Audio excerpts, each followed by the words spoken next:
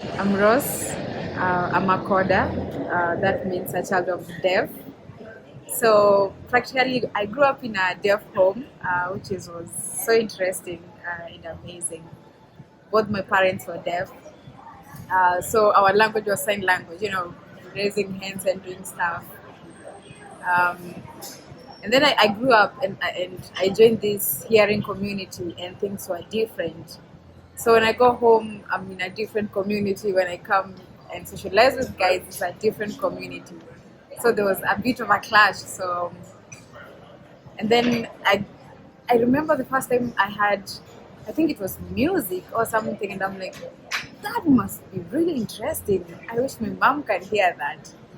And that got my curiosity. So immediately after high school, I was like, I know what I'm going to do, and I'm going to do sound. And then I ended up in training, in mentorship. I didn't go to college because my parents were not able to pay for it. But then I was like, I'm resourceful, I can do this, I can get this done. So a friend of mine introduced me to his friend, and this was one of the best sound engineers in Kenya, apparently. And I worked under him for 2 years, um, not really getting paid as much, but I knew what I wanted. I had the bigger picture in mind. So after 2 years, I can proudly say I'm a sound engineer. I do mixes. Anything sound is my playground. So people get fascinated with the idea of, okay, so I grew up in a deaf home, which means silence, and then here I am doing sound. So they always want to get that balance, and for me it comes naturally because it's more of sign language is who I am, like any other language. Like when you are born in a particular area, you grow with that language and you identify with it. So I identify with sign language. That's just me. When people ask me, what's your mother tongue, I'm like, sign language is mine. And so with sound is something like any other job. You grow up, go to school, go to college, pick medicine. You're fascinated with it and you push for it. And for me, it was sound. So it's more of sound brings flavor into my life, and I really appreciate sound because then growing up with no music or anything, then coming to this field where you're blasting music, you can break your eardrums. It's amazing. It's like understanding two different worlds at the same time, which is really amazing. So yeah, that's what I do. So I'm an interpreter, a KSL, Kenyan Sign Language. I'm a sound lady. Most often I say a sound guy, then I remember, oh, I'm a lady, so I'm a sound lady.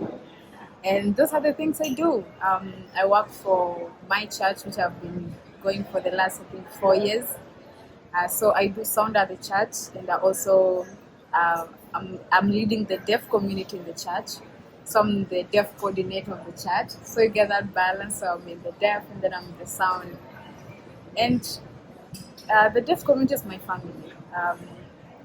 If you were to cut my blood, it would scream out deaf, sign language, because that's just who I am, and I love every bit of it. I love when we just sit after service and we are signing with our hands, and people are just staring there like, this language must be really fun, and it is. It is.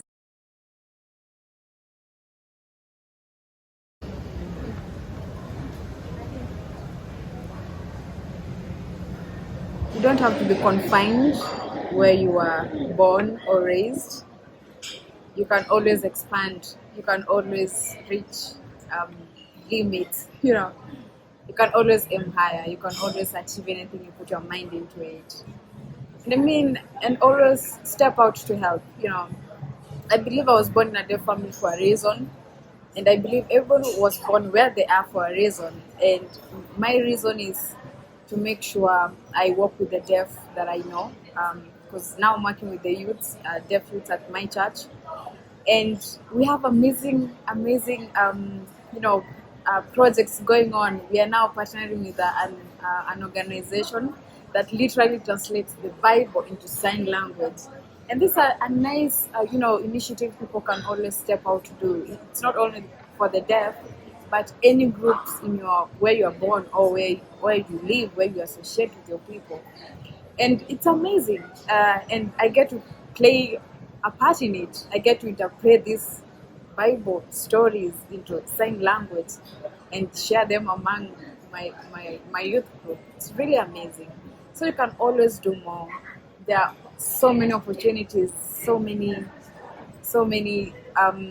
talents. You can always, invest into so many people. You can always step out and stretch your hand and help. It doesn't have to be something great. That little step you're making, that's the best.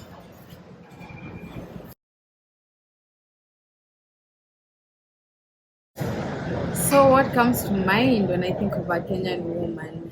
Um, the image that comes to mind, obviously, is my mom. How she's raised us, uh, with limited resources, but still doing it so passionately and giving her all. She's industrious, she's resourceful, she's caring, loving, she's patient. Because yeah, I'm a handful. And she's just an amazing woman. She has brought me up to believe in myself and to believe that I can achieve anything and I can do anything. And like I said, she said, yeah, I might be deaf, but that doesn't have to be your identity. And she has pushed me to who I am today. So to me, she's a Kenyan woman.